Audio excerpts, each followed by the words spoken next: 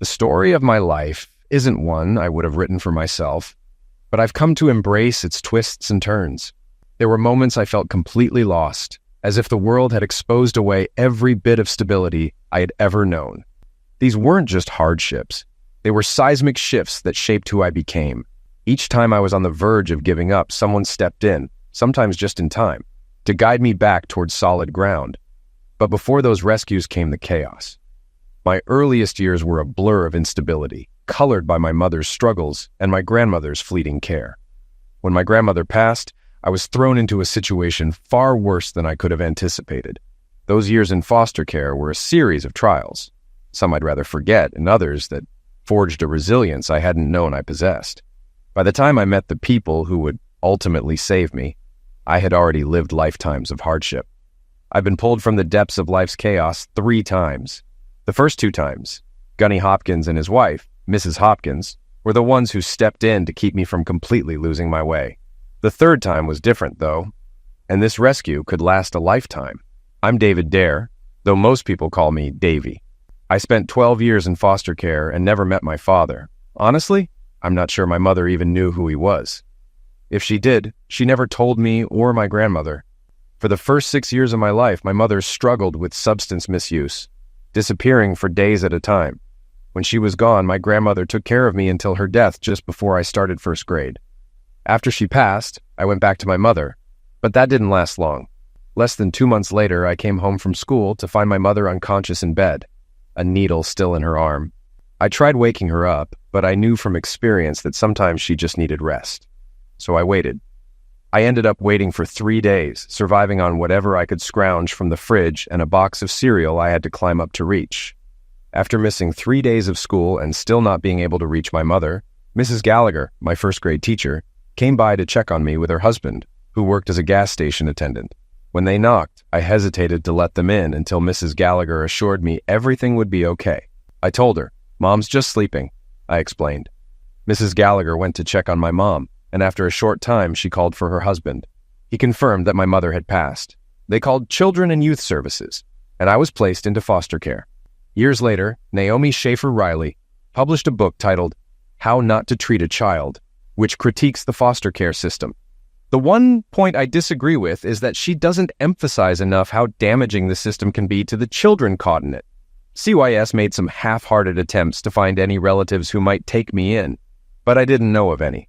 This was long before genetic testing or online ancestry services became widespread, so I spent a lot of time going through my mother's belongings, hoping to find a name or some kind of contact information. CYS found nothing, and I ended up in long-term foster care, which was deeply flawed. By the time I turned 14, I had lived with 12 different families and attended 9 schools. I wasn't a troublemaker or rebellious, but many of the families I lived with were almost as dysfunctional as my own. Some took me in just for the financial aid they received. I saw bullying, misuse, and neglect in many forms. The worst cases were in homes with both adopted and biological children. There, a clear hierarchy existed, with the biological children always getting the better treatment. Those years of my life were full of turmoil, and I was close to a complete breakdown when Gunny and Mrs. Hopkins stepped in. I first met Gunny Hopkins in gym class when I was in 1st grade. He was an African-American retired Marine sergeant who had started a second career as a high school PE teacher. At the time, he was probably about 40. I'll never forget meeting him. He was about 6'3" tall and weighed almost 240 pounds. If there was any fat on him, it was hard to find. He terrified all the boys at school, especially since, after hours, he ran a dojo in a shopping center near the school. Several people I knew trained with him and said he had martial arts trophies on the walls, even though he didn't compete anymore. No one dared mess with him. Mrs. Hopkins was the school psychologist and was in charge of helping new students. She was about 5'2" and maybe 110 pounds, but she could control Gunny any way she wanted. Later, I found out that they had 3 children, 2 sons who were Marine officers, and a daughter in college studying early childhood education. I also learned that no matter how tough Gunny was, he couldn't handle Mrs. Hopkins when she was upset. When she got wound up, she became a force to be reckoned with. It was also around this time I learned that Gunny and Mrs. Hopkins had become foster parents after taking in a niece whose parents were obsessed and had lost custody. They successfully raised her, and she went on to marry a Marine sergeant and have 2 children of her own.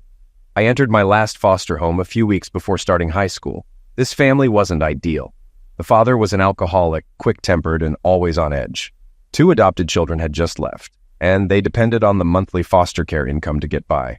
With the alcohol, the short fuse, and the financial strain, I expected trouble. And it came about 2 weeks after I started high school. Because of my history with unstable foster families, I was far behind academically.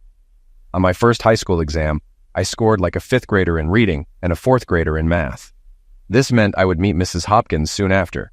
The meeting was meant to create an individualized learning plan to bring me up to grade level, but it ended up being far more complicated than I expected. The morning of my meeting with Mrs. Hopkins, my adoptive father lost his temper with me. He couldn't find his wallet and accused me of taking it. When I couldn't produce it, he beat me, leaving bruises from my shoulders to my waist, a broken lower lip, and a black eye. I somehow managed to escape and went to school, thinking the day would be normal. I either forgot about the meeting with Mrs. Hopkins or wasn't aware of it. When the teacher told me to go to the office instead of my first class, I walked down the hall and entered her office. The next 30 minutes changed my life forever. By then, I'd gone through enough new student orientations to predict exactly how the conversation would go. As a foster child at a new school, I was used to brief interviews and quick labeling as hopeless. I didn't expect Mrs. Hopkins to actually care about me. I sat down in the chair, turning it slightly to hide the side of my face where my adoptive father had hit me. She began the conversation by asking me to look at her. "What happened to you?" she gasped. I knew how important it was to hide the truth about an adoptive family's problems, so I said, "I fell." "That's nonsense," she replied. "These injuries aren't from a fall. Don't lie to me. If you don't tell me who did this, I'll call the police." I hesitated. She stared at me, then picked up the phone and dialed 911, preparing to make the call. My adoptive father thought I stole his wallet. He was drunk and lost his temper, I finally blurted out. "Did he hit you anywhere else?" "He hit me on the back. It hurts a lot." "Get up and turn around." I followed her instructions. "Pick up your shirt." I lifted my t-shirt to my shoulders. "Good God, how often does he do this to you?" "This is the first time," I said. "I've only been there a couple of weeks." "Sit down," she ordered. "I need to make some calls." To my surprise, her first call wasn't to the director, the police, or CYS. She called her husband, George. "You need to come to my office right now," she said. That was my first hint of how much influence she had over Gunny Hopkins. He showed up just moments later. She explained what she had seen and then asked, "What are we going to do about it?" Gunny wasn't a fool. He knew his wife well and could tell she had a plan. "What do you want?" he asked, already understanding what was coming next. "This child needs a new foster family today," she said firmly. "We're qualified, and we have 3 bedrooms available. If you don't mind, I'll call CYS and ask them to move him today." Gunny nodded silently and stood behind me as Mrs. Hopkins called CYS. The conversation was intense. I had never seen someone so small exude so much power. Mrs. Hopkins didn't ask the CYS employees what should be done.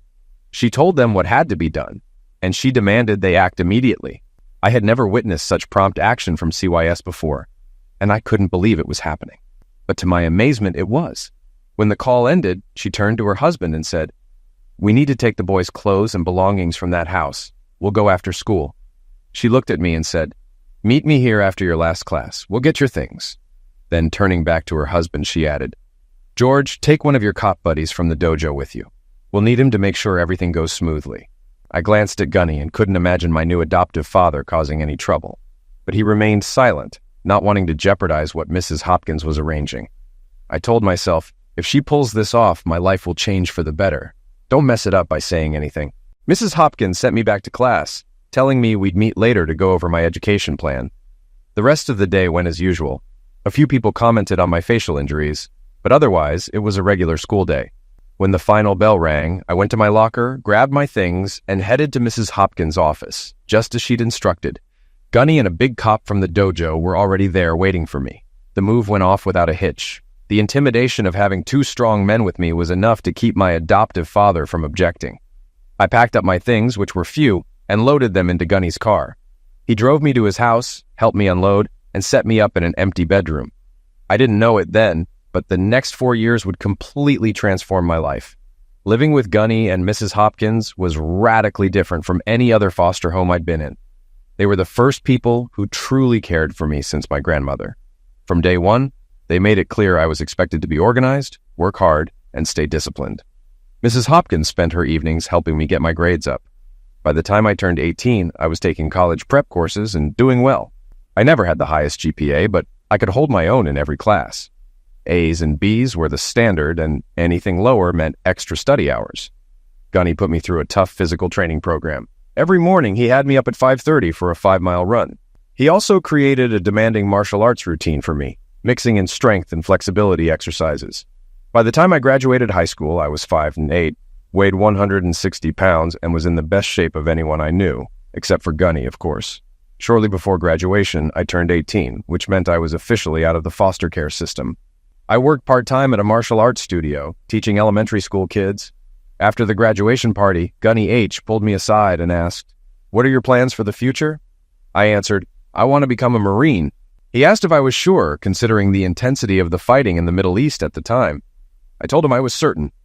Gunny and Mrs. H. took me to the Marine Corps recruiter's office, and I signed up. I had just a month left before heading to Parris Island for boot camp. During that month, Gunny pushed me through an even more intense training program than I had already endured, making sure I wouldn't embarrass him in front of his fellow drill instructors at Parris Island. I would never have said it to the instructors, but after 4 years of living with the Hopkins and training with Gunny, Parris Island almost felt like a break. I graduated with honors and carried the company flag during the graduation parade. Gunny and Mrs. H. were watching from the podium, and by then, I considered them my parents. I was proud to show them how well they had raised me.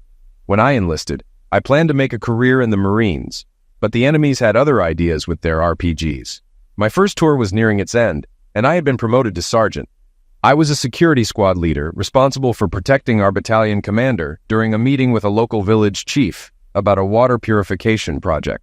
On the way back to base, the convoy was ambushed. My squad was in the lead vehicle, with the battalion commander and his staff in the middle, and another squad covering the rear. Enemies must have been watching because they hit the middle car with an RPG, not mine. It immediately caught fire. I jumped out, set up a perimeter, and ordered my squad to return fire.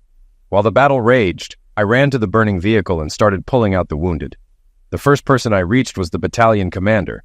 I pulled out 2 of his men and was about to go back for another when the fuel tanks exploded. The blast threw me into a low wall, knocking me unconscious, breaking several ribs and shattering both bones in my lower right leg. When I came to, I was on an ambulance plane to a hospital in Germany. After my leg healed, the Marines awarded me the Navy Cross, a Purple Heart, and a set of plates and pins to hold my leg together. They gave me a medical discharge with a 40% disability rating and paid for my return to my home, Gunny and Mrs. H's house. Back home, Mrs. H asked what I planned to do with my life.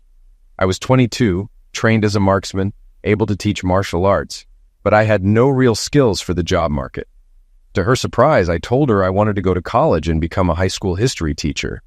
Gunny had made me put a large portion of my pay into a college fund, so between that, the GI Bill, and a disability pension, college was within reach. An hour's drive from the Hopkins house was a good state college with a strong history program and a solid education department. Mrs. H helped me apply. Since I was 22 and had lived on my own for 4 years, I rented a small apartment 15 minutes from campus. Instead of living in a dorm with a bunch of younger students, I decided to double major in history and education, skipping the required freshman courses. One of these was a biology class with a weekly 3-hour lab.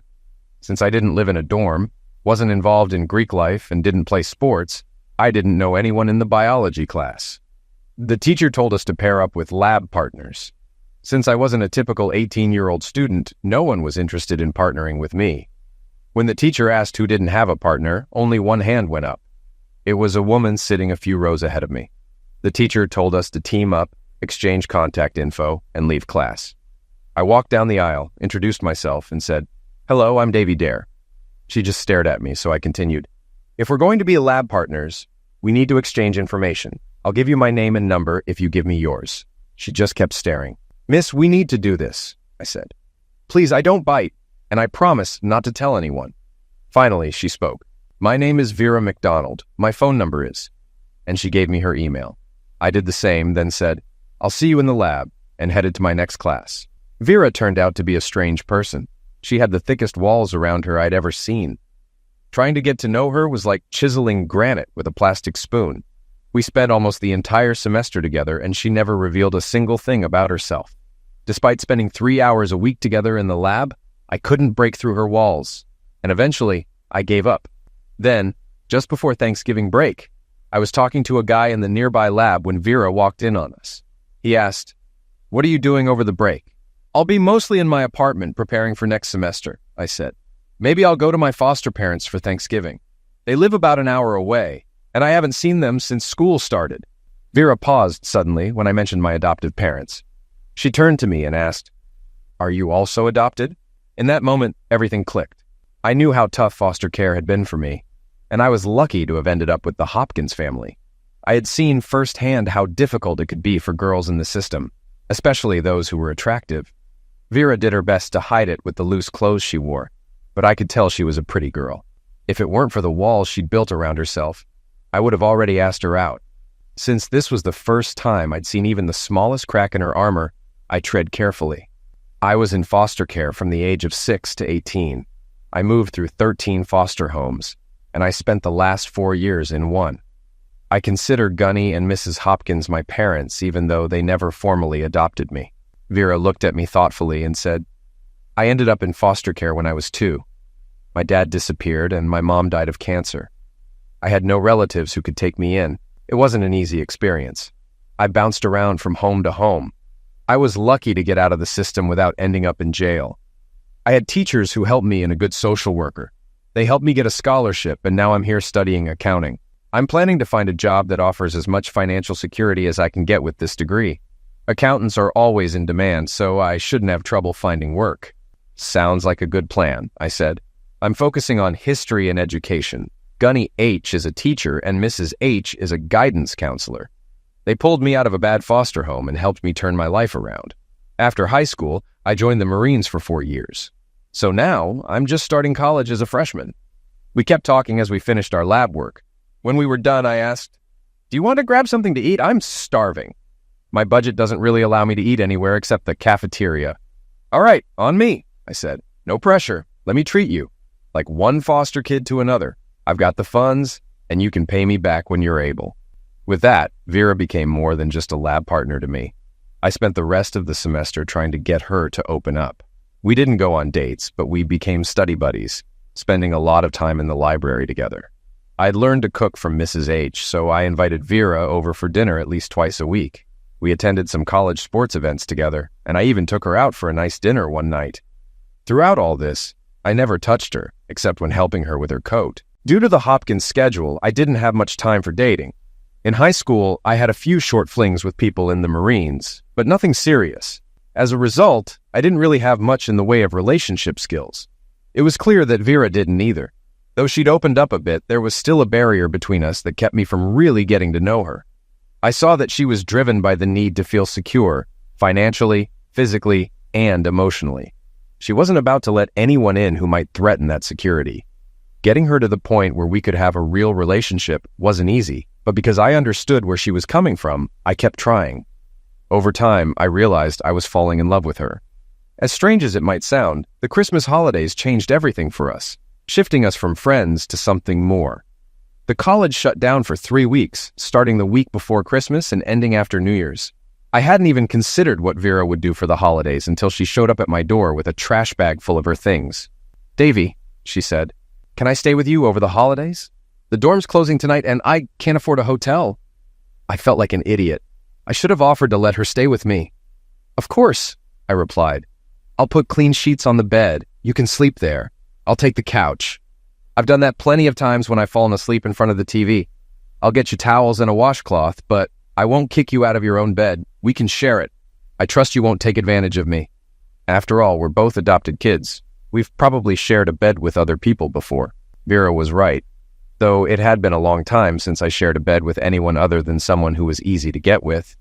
And none of those girls had been around for almost a year, ever since I recovered from my injuries and started college. But if she was ready, then I was too. Who knows, I thought. Maybe we can be more than just friends. I helped her bring her things into my room, cleared out space in the closet and a drawer for her clothes, and invited her into my world. The first night was a bit awkward. I was used to sprawling out on the bed, but that didn't work with Vera there. I didn't have pajamas and usually slept in boxers and a t-shirt, but that felt a little too casual, so I threw on some sweatpants over my boxers before going to bed. Vera seemed to trust me as she emerged from the bathroom in a t-shirt and small shorts, with no underwear beneath. I could feel my excitement rising before she even lay down next to me. I tried to be respectful. I moved to the edge of the bed, facing away from her, but somehow by morning I had turned around, spooning her with my arms wrapped around her, my hand resting on her chest. When I woke up, I was clearly aroused, and Vera noticed. She'd been awake for a while. "I'm sorry," I said. "I didn't mean to be inappropriate." Vera laughed. "It's fine. I actually enjoy the closeness. I don't think I've ever just cuddled with someone before. I could get used to this." She rolled over, wrapped her arms around me, and kissed me, breath and all. I wasn't ready for it, but I didn't pull away. Without asking, she sat up, removed her t-shirt and threw it aside, then climbed back on top of me, kissing me again, more intensely this time. I was tempted, but at the last moment I pulled away. "Vera, you don't have to do this," I said. "I'm your friend, and I don't want you to feel like you're paying me back for letting you stay here. I'm not going to do this unless we're both on the same page about a serious relationship. I care about you too much to just let it be a fling." From my time in foster care, I knew how easy it was for kids to see sex as just a transaction, something to get what you want or say thank you. But being with Gunny and Mrs. H had shown me what real love looked like. I wanted that with Vera, and I wasn't going to settle for anything less. I could tell that no one had ever refused Vera before, and I had no idea how long she'd been in intimate relationships. But I was probably the only real friend she had at college. She'd let me in because we shared the experience of being adopted. Vera studied me for a long moment before speaking. "Davy, sometimes you're too nice. I'm offering you this, and you're turning it down. Are you serious? It's not easy for me to do this, but I really like you. I might even be in love with you. I fantasize about being with you. But unless you feel the same, it's not happening. If I told you I was in love with you, would that change things?" "Only if I believe you're being honest, not just trying to make me feel good," I replied. "You're impossible," she said, getting out of bed and putting her t-shirt back on before heading to the bathroom. The rest of the day was a little awkward between us. That night, instead of a t-shirt and shorts, Vera wore a tracksuit to bed. There was still nothing underneath, but I sensed she was trying to communicate something. The next morning, I went for a run and called Mrs. H afterward. "Hi, Mrs. H, are we still on for Christmas dinner?" "Of course, Davy. Why would you ask?" "Well, I know it's last minute, but would it be okay if I brought someone else? My biology partner, Vera, is a foster child and has nowhere to go for the holidays. She'll be staying with me because the dorms are closed, and I didn't want her to be alone." "The more, the merrier. Bring her along. We'll make sure she has a great time." "Thank you, Mrs. H. Is there anything we can bring?" "Just yourselves. See you then." Later, I picked up pizza and stopped at a jewelry store on the way home. I bought Vera a small necklace with a tiny pendant. Since she would be joining the Hopkins family for Christmas, I wanted her to have a gift to open. I didn't realize at the time, but that necklace would be the first Christmas gift Vera ever received that wasn't from a foster care agency or charity. It was that gift that shifted our relationship from friendship to something more. When I gave it to her, she opened it and immediately burst into tears. Then, in front of everyone, she jumped onto my lap and kissed me like she'd never kissed me before. Later that night, she pulled me into the bedroom and told me she wanted us to be in a real relationship. It took me a year and a half to fully understand our relationship, but for Vera, I'm not sure. We quickly learned that good closeness comes from connection, not just physical desire. Vera never went back to the dorm. When it reopened, we moved all her things into my apartment and started living together. Gunny and Mrs. H had some concerns about how fast things moved, but they accepted Vera into the family and supported us. The next 3.5 years went by fast. Vera excelled in her accounting program, graduated at the top of her class, and landed a job with a top firm in Philadelphia.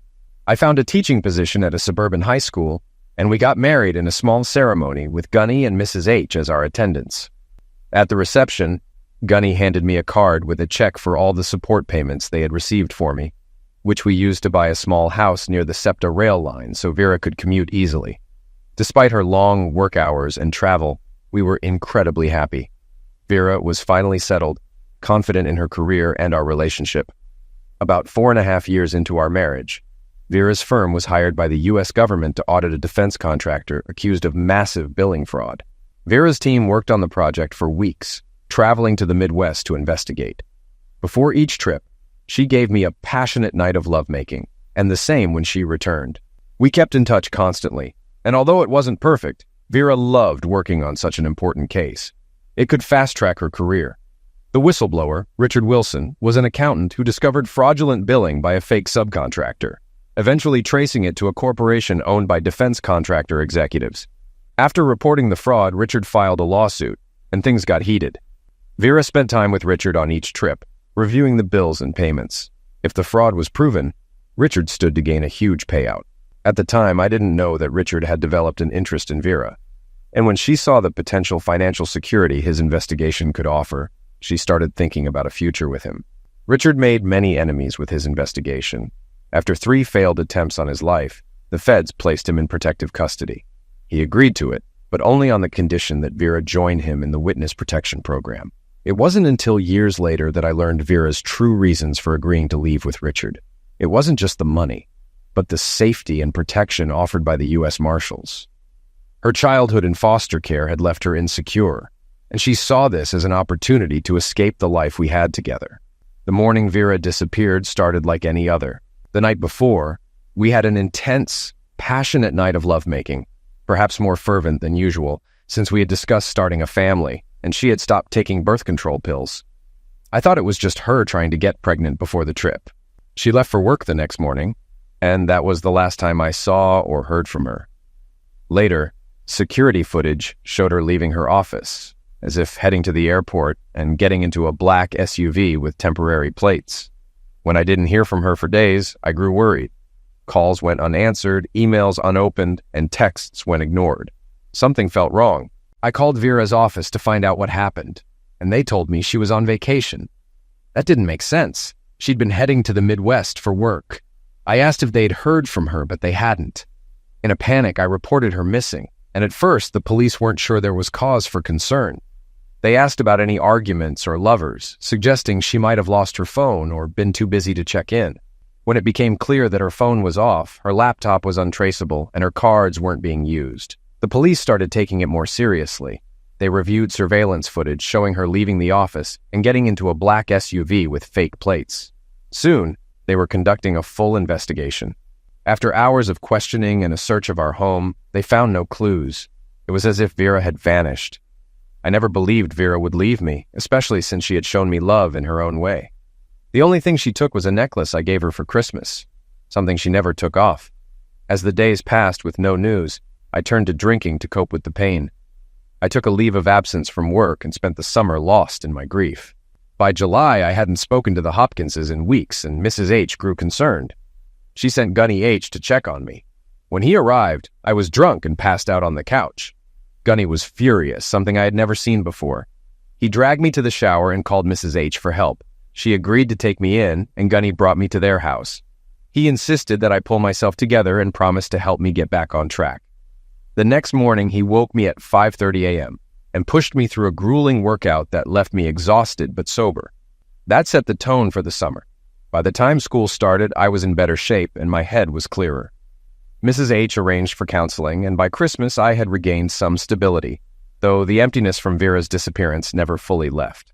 Under Pennsylvania law, I couldn't declare Vera dead until she'd been missing for 7 years. Luckily, her careful financial planning meant I was financially stable, though I couldn't access her retirement funds or sell our house without her. I managed, working part-time as a trainer in addition to teaching, but the hole she left behind never healed. One warm June day, over 5 years after Vera disappeared, I answered the doorbell to find 2 people in business attire, one holding an accordion folder. They introduced themselves as Deputy U.S. Marshal Simpson and Wallach. When they asked if I was Davy Dare, Vera's husband, my heart sank. Had they finally found her, or worse, her remains? I invited them in, and they started explaining something I couldn't grasp. Wallach spoke first. "Mr. Dare, we owe you a huge apology. 5 years ago, the Marshal Service made a mistake. We're here to make it right." Confused, I listened as she continued. 5 years ago, we put Richard Wilson, the informant in the case your wife was working on, into the witness protection program. He exposed a massive defense fraud. Vera was part of the audit team. Apparently, she and Wilson started a relationship, and he convinced her to join the program with him. Before she left, she made arrangements to ensure everything was taken care of. Your divorce, the transfer of all assets, and a letter to you. All of this was meant to be delivered once they were safely settled. Anger hit me hard. You're telling me my wife ran off with some guy she met during an audit? And you knew about this and didn't report it? I've been mourning her for 5 years, and you've been sitting on this. I can't believe this." Wallach looked remorseful. "We're deeply sorry. This folder was supposed to reach you long ago. We only found it when we revisited our records after Mr. Wilson and your wife were liquidated." "Liquidated?" I echoed, stunned. "Yes, they were living in Portland when Mr. Wilson was eliminated in a home invasion. Your wife was seriously injured and fell into a coma. She survived for 35 days after his death before passing. Their second child, a son, and your daughter were unharmed and are in our care." I was in shock. "What do you mean, daughter? We never had children." "Yes, you did. Vera was pregnant when she entered witness protection. Your daughter is around 4.5, and there's a son, too. Vera had a DNA test done after your daughter was born, and it confirmed that the child is yours. She left instructions for you to be their guardian if anything happened to her and Richard. She even set up a trust for the kids, worth over $100 million with you as the trustee." I was reeling. "How do you know all this?" "Vera trusted you completely. She had enough faith in your relationship to make you the children's guardian. She also left you her $5 million estate, including a necklace she wore constantly. She wanted you to give it to Violet as a wedding gift when she marries. The weight of everything hit me all at once. There's something else you need to know. Although we relocated Richard and Vera with new identities as husband and wife, your marriage wasn't legally dissolved because you never filed for divorce or declared her dead. Legally, you're still her husband. At least, you were until she passed a few days ago. This means we can hand Violet over to you right away. But there's more regarding Samuel. We're creating a new birth certificate for him. Once we get it, we can transfer both children to you without you having to go through the entire adoption process. We'll replace Mr. Wilson's name on the birth certificates with yours and complete the transfer. What do you think?" "What do you want me to say? Are you kidding me? Excuse my language. You show up at my door unannounced and tell me my missing wife spent 5 years with some guy under a false identity and has just died? That I have a daughter I've never met who also has a half-brother? That these kids are incredibly wealthy and you want me to take custody? Do you hear yourselves? Some people in this room are out of their minds, and I don't think one of them is me. As embarrassing as it is to admit, it's all true. We'd like to set up an appointment to officially release the children to you and connect you with a probate law firm. We ask that you keep this quiet until everything is finalized. We know we made huge mistakes, and we're deeply embarrassed. Heads will roll for this, but right now the priority is the children. So, are you in or not? As far as we can tell, Vera and Richard had no other relatives. If you don't take them, they'll end up in foster care." It was a low blow. I suspected both marshals knew I'd been adopted and were playing that card. Do what we ask, or 2 young children would be placed in a system I hated. Once they played that card, I had no choice. "I agree. When can I meet the children?" The marshals left a folder with documents Vera had asked them to prepare when she disappeared. I put it on my office table, figuring it could sit there for a few more days. It had already been 5 years. After the meeting, I called Hopkins. Without going into details, I told them that federal law enforcement had contacted me, that Vera was dead, and that she had 2 children I now had to raise. I'll pass the details on to Funny and Mrs. H. They didn't question my sanity. They just jumped into action, helping me plan for my new role as a single dad. 2 days later, at a federal courthouse in Philadelphia, Violet and Samuel were officially handed over to me with new birth certificates naming me as their father. Now, I was their father. Completely unprepared, confused, sad, and angry, but still a father. Samuel, being younger, warmed up to me quickly. It took Violet a few more weeks, but by the time school started in the fall, both were calling me Dad. I enrolled them in a daycare near school that most teachers used. Hopkins pulled strings to find me a pediatrician, reliable babysitters, and other resources for a new dad. I think they saw Violet and Samuel as more grandchildren and me as a son, if not officially adopted. The folder sat on my desk for a month before I finally opened it. One night, after putting the kids to bed, I opened it. Inside were the documents the marshals had mentioned: Vera's engagement and wedding rings, 10 copies of her death certificate, and the necklace I had given her that first Christmas together. After Vera's death, the marshals had retrieved her personal belongings from the hospital and included them in the packet they gave me. I stared at the envelope containing Vera's last letter for a long time before opening it. I wasn't sure I wanted to know her final thoughts, but eventually I opened it and began to read. "Dear Davy, by the time you read this, I'll already be gone. I'm sorry for doing this to you, but I tried to make my disappearance as simple as possible. Enclosed are all the documents you need to erase me from your life and move on. I know this will hurt you, and for that, I can only offer my deepest regrets. You loved me unconditionally, and I'll always cherish that. I wish I could love you the same, but I know myself well enough to admit I've never truly loved anyone. I don't think I even have the capacity for it. After all those years in foster care, I know no one ever truly loved me until I met you. Maybe with the exception of my mother, though I remember nothing of her. You are much stronger than I am because you survived the system and still had the ability to love, but not me. Maybe it's because Gunny and Mrs. H were there for you. Or maybe it's because you're the best man I've ever known. By leaving with Richard, I've gained physical and financial security that we could never have had together. As a former foster child, I'm sure you'll understand. We'll be protected and have money beyond anything you and I could have built. I don't like Richard, and I think he knows it. But he loves me and believes that over time, I can learn to love him, especially if we have children together as we plan. So, Davy, be angry. Hate me if you must. I don't expect forgiveness. But I hope, when you reflect on your own painful experience in foster care, you'll understand why I made this choice. Please cut me out of your life and move on. Forget me. If you need to mourn, I'll understand, but if not, I get it. There's a woman out there who can love you the way you loved me, and I hope you find her. I hope she gives you a full life, a home full of children and grandchildren. I couldn't give you that. Farewell, my dear Davy. Be healthy, live long, and may it be fulfilling.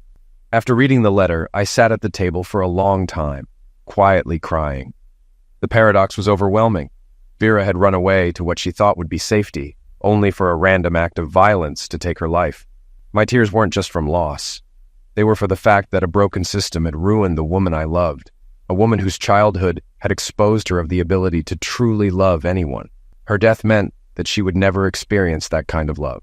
I put the letter in the safe and went to bed. I'll never understand why anyone would choose to be a single parent.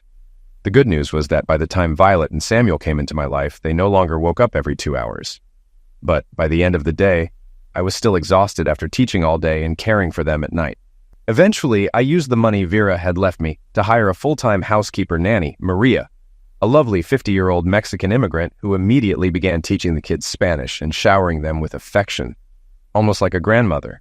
By the time the kids had lived with me for a year, we had become a family. The summer after the Marshalls' visit, I took them and Maria to Ocean City, New Jersey for 2 weeks. It gave Maria a break while the kids played at the beach. We all had a great time and were sad when the vacation ended. When Vera and I bought the house, my closest neighbors were over 70. Early that summer, they told me they were moving to Texas to be near their daughter and grandchildren. Their house sold quickly, and the deal closed while we were away. I hadn't yet met the new neighbors when Violet came in from the backyard with a request. "Dad, can Teddy play in our playtown?" "Who's Teddy?" "New boy next door." "Did his mom or dad say he could come over?" "I didn't see them." "Okay, let's go ask. It's a good chance to meet the new neighbors." So we went next door. I rang the doorbell, and after a short wait, an attractive 30-year-old brunette answered, wearing paint-splattered jeans and a matching t-shirt. "How can I help you?" she asked. "Hi, I'm David from next door. We just got back from the shore. Violet is my daughter, and I have a son, Samuel. They were playing outside, and your son wanted to join them. I just wanted to check with you first." "Hi, I'm Carol Schick. We moved here a week ago. You caught me in the middle of painting Teddy's room. Are you sure it's okay for him to play with your kids?" "Of course, no problem. We'll keep him entertained while you get your painting done. Let me give you my number, and you can call me whenever you want him to come home, or just shout from the backyard." She thanked me and went inside to tell Teddy he could join Violet and Samuel. The kids hit it off like they'd known each other forever. Carol must have lost track of time, because by dinner I still hadn't heard from her. Violet and Samuel wanted Teddy to eat with us, so I went next door again. Carol answered the door, looking even more paint-splattered than before. "Hi again," she said. "I was going to feed my kids, and they want Teddy to join us for dinner. If that's okay, I'll feed them all, and you're welcome to join us too. Can you give me 20 minutes? I'll take a quick shower and change out of these paint-covered clothes." 20 minutes later, the doorbell rang, and Carol appeared in clean jeans and a man's shirt, sleeves rolled up, holding a bottle of red wine. "Come on in," I said. "We're having spaghetti and meatballs. I hope that's okay. I made a salad to go with it, and garlic bread's in the oven." "This is amazing," Carol said. "Teddy loves spaghetti, though we might have to hose him down afterward. I love pasta, too."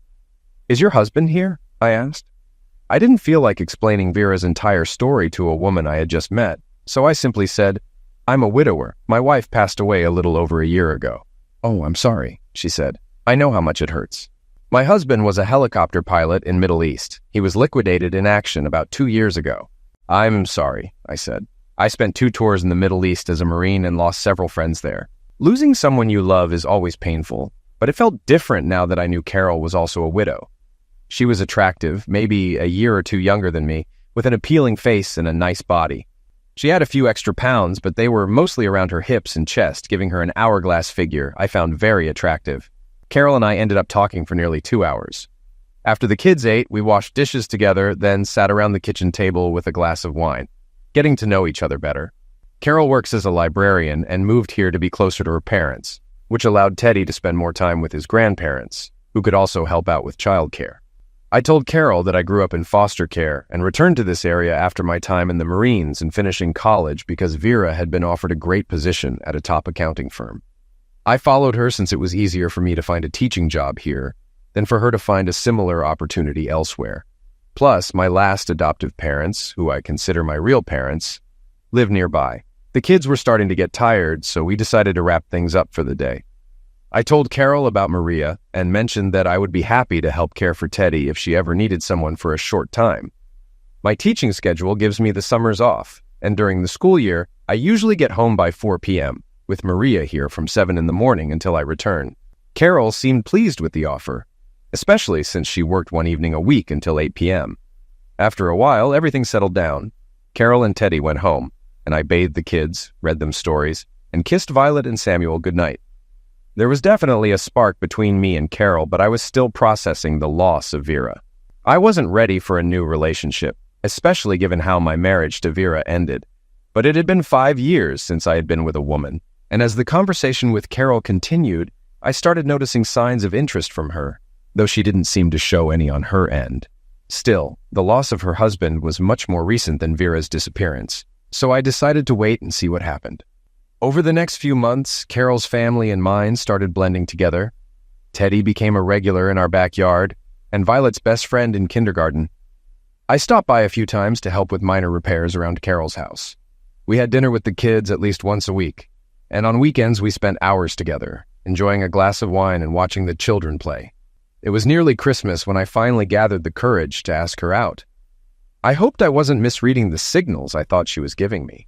We began spending more time together, driving to the kids' school events and just hanging out. I didn't want to rush things from friendship to something more, but I also knew that if I didn't ask, I might miss the chance, and someone else could step in and steal her affection. So one day, after walking Teddy home, I mustered the courage to ring her doorbell. Carol had just come back from the library and was still in her business casual outfit. She had that sexy librarian look, professional attire, a blouse unbuttoned just enough to show some cleavage, her hair pulled back into a tight bun, and reading glasses hanging from a chain around her neck. My heart skipped a beat, but fortunately, the jeans I was wearing were tight enough to hide my reaction. "Hi, how's it going? Was Teddy good today?" I asked.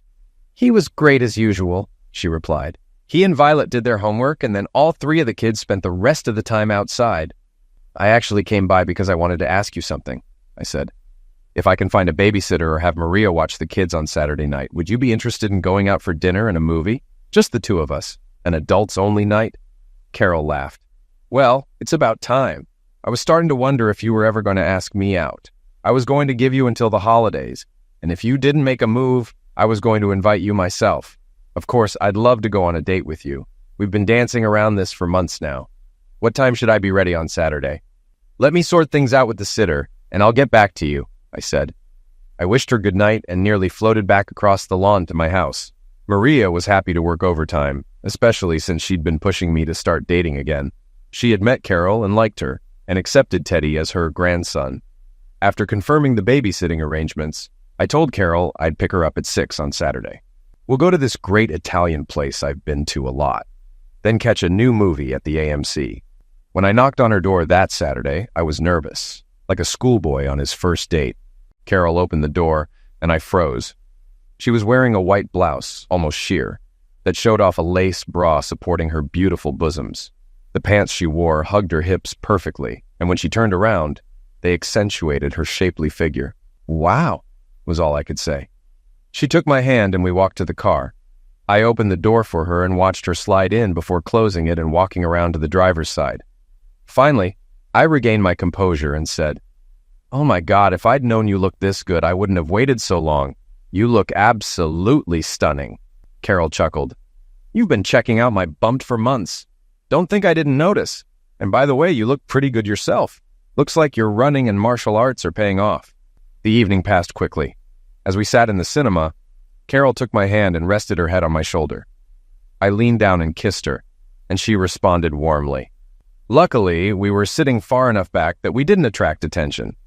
After the movie, we went to a local bar with live jazz and spent an hour enjoying the music and talking. When we left, we walked to the car with our arms around each other. I felt the evening had gone well, and I was sure Carol did too. Since she asked when we could do it again, I promised we'd plan another night soon. This marked the beginning of the third saving grace in my life, one that brought me the unconditional love that Vera could never give. We were careful around the kids, but when they were busy outside or asleep, Carol and I acted like two teenagers. We didn't sleep together right away, but we spent a lot of time together. After 2 months of this, I arranged for Maria to watch all 3 kids so Carol and I could get away for the weekend. We booked a romantic hotel in Lancaster County and left right after school. That Friday, we dined at a wonderful French restaurant in Lancaster, then headed to the guest house. When we entered the room, Carol disappeared with a small bag and came out wearing lingerie, garter belt, stockings, lace teddy, and high heels. I was stunned, and well, little Davy stood at attention. We spent the night making love, and though we'd both had a break, neither of us seemed to have forgotten how to please the other. Carol was loud, and I was sure the neighbors must have heard everything. At one point, I thought someone might call the cops. We finally fell asleep in each other's arms. The next morning, we made sure to put the "Do Not Disturb" sign up, giving us time to enjoy each other before checking out. From that point on, we were officially a couple. I introduced Carol and Teddy to the Hopkinses, who gave their approval, as did Carol's parents. We spent every free moment together, and after discussing our relationship with the kids, we started spending nights together. By Memorial Day, I knew I wanted to spend the rest of my life with Carol. After speaking with Carol's father and getting his blessing, I proposed to her at the restaurant where we had our first date. Her yes was so loud it turned heads around the room. Neither of us wanted a big wedding, so we decided on an outdoor ceremony at a local park, followed by a reception at a pavilion with food. The guest list included our families, the Hopkinses, our kids, Maria, and a few close friends. Maria agreed to watch the kids while we honeymooned in the Caribbean. Before the wedding, I told Carol the whole story about Vera, the trust for Violet and Samuel, and the necklace I gave Vera that first Christmas. We discussed adopting each other's children and agreed we wanted at least one more child of our own. Soon after our honeymoon, Carol found out she was pregnant. One of her medications had affected her birth control pills, and she worried I'd be upset, but I was thrilled. 9 months later, baby George David was born, followed by Margaret Ann 2 years after. We decided to stop there. Carol took a leave of absence to raise the children while I continued teaching. With 5 kids now, we realized we needed more space, so we bought a large Victorian house with a big yard just outside the city center. We renovated it, selling both of our old homes to finance the project. We moved in shortly after we learned we were expecting Margaret. Soon after, I discovered that Vera had left me one final gift. The gift was incredible. I hired a lawyer to draft adoption petitions, wills, and powers of attorney for Carol and me, in preparation for distributing the inheritance. I told him I wanted Teddy to inherit nearly everything, as Violet and Samuel were already well taken care of through Vera's trust. He asked for a copy of the trust to reference it properly in our wills, explaining why our assets weren't split equally among the children. After reviewing the document for a few days, he called me. "Davy, did you actually read the trust?" he asked. "No, I haven't," I replied. "The bank manages all of Vera's money. I don't need to access the trust funds for Violet and Samuel, and I won't until they go to college." "Why?" "Well," he said, "I found something in the trust that might affect your estate plans. Vera included a clause that adds beneficiaries if you end up raising Violet and Samuel. It says any children born to or adopted by you or stepchildren under 18 when you married their mother will be added as beneficiaries. So Teddy will remain your stepson after the adoption, and any children you have with Carol will also benefit." "She really thought this through," he added. She took care of your kids, even after her passing. I was stunned. The woman who had told me she couldn't love me the way I deserved and urged me to move on without her had ensured that the children I raised would be cared for. She made sure they would never know the insecurity she herself had experienced as a child. I was deeply moved by how much she cared for my children, even from beyond the grave. Carol and I updated our estate plans, and thanks to Vera's generosity, our 5 children will always be provided for. Now I'm sitting on the porch, watching our older kids play in the yard. Carol is nestled in my lap, resting her head on my shoulder. Margaret sleeps peacefully in her carrier. As I reflect on my life, I realize how lucky I am. I'm grateful to the Hopkinses for helping me twice when I was at my lowest, to my beautiful wife for rescuing me from single parenthood, and to Vera for her generosity toward our children. I still can't fully forgive her, but I understand her actions. She was shaped by a broken system, yet in the end, she made one final gesture that, if not love, was at least a recognition of my love for her. May she rest in peace.